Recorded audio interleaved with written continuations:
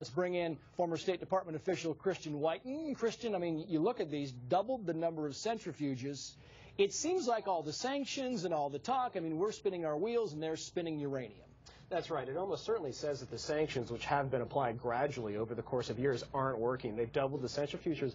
Also, it's the issue of intent. They're still trying to cover up their program. So if they're doing that, it sort of implies they're up to no good. Right. You're saying, look, they're hiding this stuff, right? This is deep underground. If it's for energy, why not just bring it out in the open and tell us what you're doing, and we'll get inspectors in there and we'll go over this thing one by one? That's right. No, but they're concealing that. And this is only one of two big uranium enrichment sites. There's another at Natanz. So centrifuges spinning away and sanctions aren't really working, it doesn't seem. Yeah.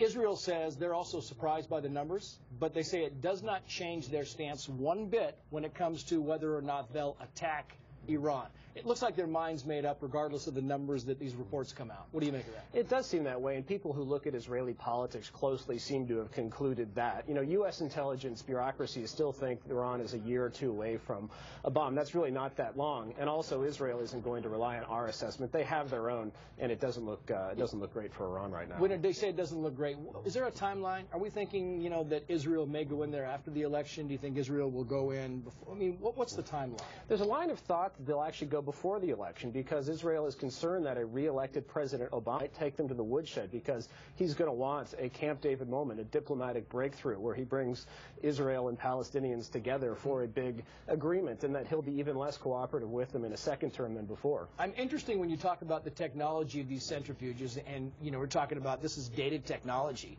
Is this a case of the fact that maybe Iran is evolving into new technology, or is this just Keystone Cops trying to get nuclear weapons?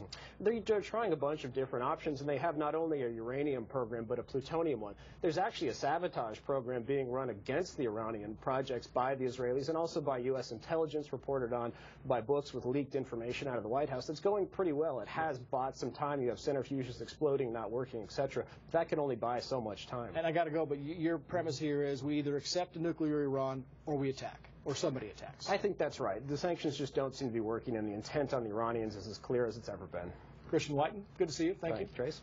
Well, we are following the developing situation on the Gulf Coast, including those reports.